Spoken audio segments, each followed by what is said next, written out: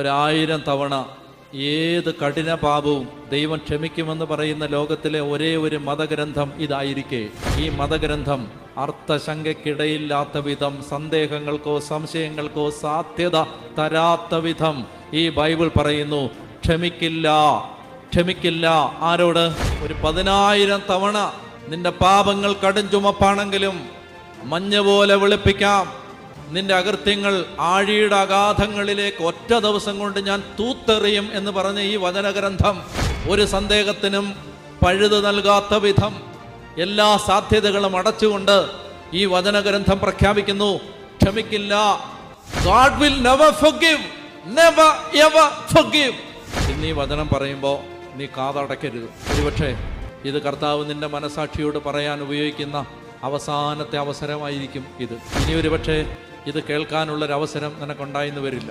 അതുകൊണ്ട് ഇന്ന് ഈ വചനം കേൾക്കുമ്പോൾ അതിനെ പുച്ഛിച്ച് തള്ളരുത്. ഇന്ന് ഈ വചനം കേൾക്കുമ്പോൾ ഇറങ്ങിപ്പോകരുത്. ഇന്ന് ഈ വചനം കേൾക്കുമ്പോൾ ഇതെനിക്കുള്ളതല്ല എന്ന് വിചാരിക്കരുത്. ഇനി ഇത് കേൾക്കാൻ ചിലപ്പോൾ ഒരവസരം ഉണ്ടായിന്ന് വരില്ല. മരണമെന്ന് പറയുന്നത് ശാരീരിക മരണം മാത്രമല്ല, ആത്മാവിന് മരണമുണ്ട്. മാരക പാപത്തിൽ നാം കഴിയുമ്പോൾ നമ്മുടെ ആത്മാവ് മൃതാവസ്ഥയിലാണ്. ആ ആത്മാവിന് ദൈവത്തോട് ബന്ധപ്പെടാൻ കഴിയില്ല. എല്ലാ പാപത്തിനും ഒരാകർഷണ ശക്തിയുണ്ട്. കുറ്റം പറയാതിരിക്കുമ്പോൾ ഒരു അസ്വസ്ഥതയാണ്, പറഞ്ഞു കഴിയുമ്പോൾ നല്ല സുഖം, കുറച്ചു നേരത്തേക്കേ ഉള്ളൂ. It's momentary, it's for the time being, it's temporary. അങ്ങനെ കാണാൻ കൊള്ളാവുന്നതുകൊണ്ട് പോയി പാപത്തിൽ വീഴുന്നവരുണ്ട്. ഷുഗർ കോട്ടഡ് ആണ് പാപം. എപ്പോഴും ഓർത്തിരിക്കണം, തീരാ ദുഃഖങ്ങൾ മറച്ചു പിടിച്ചാണ് പാപം അതിൻ്റെ പുറമെയുള്ള പഞ്ചസാരയെ നമ്മുടെ മുമ്പിൽ കാണിച്ചത്. മദ്യപാനം, മയക്കുമരുന്നിന്റെ ഉപയോഗം, വ്യഭിചാരം, അവിഹിത ബന്ധങ്ങൾ, തെറ്റായ കൂട്ടുകെട്ടുകൾ, പുകവലി, അക്രമം, കള്ളത്തരം, അഴിമതി, കൈക്കൂലി, അത്യാഗ്രഹം, പിടിച്ചുപറി, അതിരുമാന്തല്, വഴക്കുണ്ടാക്കല്, എല്ലാത്തിനകത്തും ആദ്യം കാണുമ്പോൾ ഒരു സന്തോഷമുണ്ട്. പക്ഷെ അത് കഴിയുമ്പോൾ അത് കാത്തുവെക്കുന്നത് കങ്കാള വിഷം.